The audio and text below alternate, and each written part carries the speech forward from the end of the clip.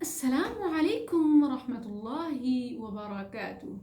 نحمده ونصلي على رسوله الكريم. أما بعد فأعوذ بالله من الشيطان الرجيم. بسم الله الرحمن الرحیم. ناظرین کرامی، اللہ رب العزت نے قرآن کریم میں اہل علم کی بڑی تعریفیں کی ہیں۔ نبی صلی اللہ علیہ وسلم نے اپنی احادیث میں علماء کی بڑی فضیلت بیان کی ہے، بڑی شان بیان کی ہے۔ چنانچہ علم سیکھنا تمام مسلمانوں کے لیے فرض قرار دیا گیا۔ علم میں کون کون سے علوم شامل ہیں؟ آئیے آج کی اس ویڈیو میں جانتے ہیں۔ علم میں سب سے پہلے دینی علم اور پھر دنیاوی علم بھی شامل ہے۔ چنانچہ تاریخ گواہ ہے کہ جب مسلمانوں نے دینی اور دنیاوی اور وہ علوم و فنون سیکھنے شروع کیے کہ علم کی تاریخ میں نیو ایجادات کی نئے نئے ریکارڈ قائم کیے۔ ویورز، مسلمانوں کو علم کی اہمیت و فضیلت بتانا انتہائی حیرت انگیز معلوم ہوتا ہے۔ جن کے دین کی ابتدا ہی علم کے نام سے ہوئی، علم سیکھنے سے ہوئی، پہلی وحج میں اللہ رب العزت نے نہ نماز، نہ روزہ، نہ زکوٰۃ، نہ ایون اپنی توحید بیان کی، بلکہ صرف اور صرف علم کی رغبت دلائی۔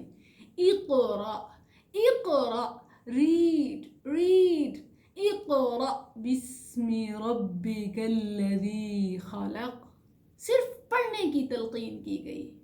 سورہ علق کی پہلی 5 آیات علم کی فضیلت کی منہ بولتا ثبوت ہیں۔ پھر دوسری وحی نون والقلم وما یسطرون، نون حروف مقطعات میں سے ہے، اور اہل عرب کے نزدیک عربی میں نون کے معنی مچھلی اور دوات بھی لیے جاتے ہیں۔ والقلم وما یسطرون، اس قلم کی قسم جس سے تم لکھتے ہو۔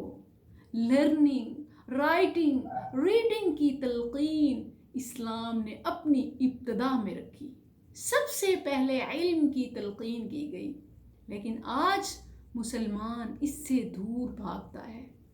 اللہ رب العزت نے قرآن کریم میں کئی مقامات پر عالموں اور جاہلوں میں فرق پیدا کر دیا۔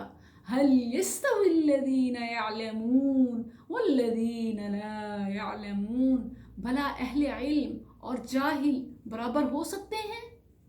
نبی صلی اللہ علیہ وسلم کا بڑا ہی مشہور فرمان ہے، مسند احمد، جامع ترمذی، سنن ابی داؤد، سنن نسائی، سنن ابن ماجہ، دارمی وغیرہ وغیرہ بہت ساری کتب نے، بہت سارے محدثین نے ابو الدرداء رضی اللہ عنہ سے روایت کیا ہے۔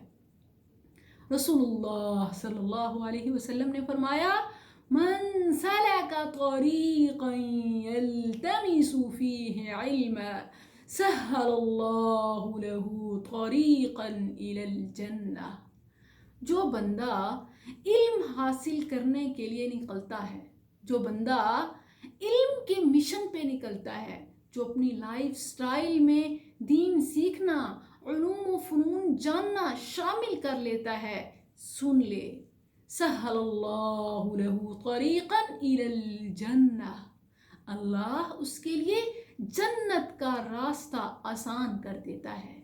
وَإِنَّ الْمَلَائِكَةَ لَيَسْتَغْفِرُوا لِأَهْلِ الْعِلْمِ، اور فرشتے اہل علم کے لیے، علماء کے لیے بخشش کی دعائیں مانگتے ہیں، حتیٰ کہ وَالْحِيطَانُ فِي جَوْفِ الْمَاءِ، زمین و آسمان میں جتنے چیزیں ہیں، تمام اشیاء، اور حتیٰ کہ مچھلیاں بھی سمندر کے پیٹ میں طالب علم کے لیے، علماء کے لیے بخشش کی دعائیں مانگتی ہیں۔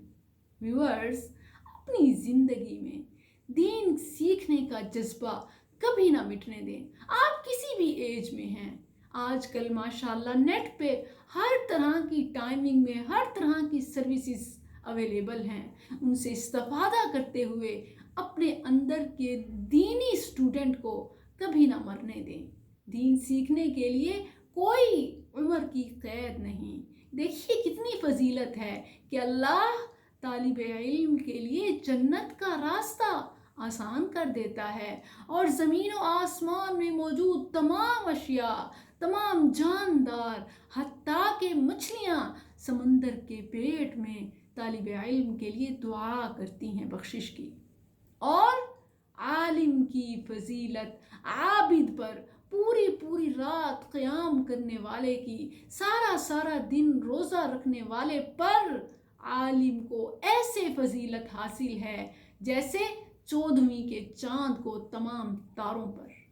اللہ نے ایسا یونیک لرنر کو، دین سیکھنے والے کو، علوم جاننے والوں کو ایسا ڈیسنٹ اور یونیک بنا دیا، حتیٰ کہ علماء انبیاء کے وارث ہیں۔ یاد رکھیں، انبیاء کی میراث درہم و دینار نہیں ہوتے، دنیاوی مال و اسباب، جائیداد، جاگیر نہیں ہوتی، نہ ہی وہ جاگیر وراثت میں پاتے ہیں کسی کی، نہ ہی وہ دیتے ہیں۔ اگر ان کے کوئی وارث ہیں تو وہ علماء ہیں۔ تو جو طالب علم ہے، جو اہل علم ہے، وہ انبیاء کی وراثت میں حصہ دار ہے۔ کتنا پیارا حصہ ہے۔ اپنی زندگی میں دین سیکھنا، علم سیکھنا، نیور گیو اٹ، کبھی نہ چھوڑیں، کبھی نہ چھوڑیں۔ جزاکم اللہ خیر۔ السلام علیکم ورحمۃ اللہ۔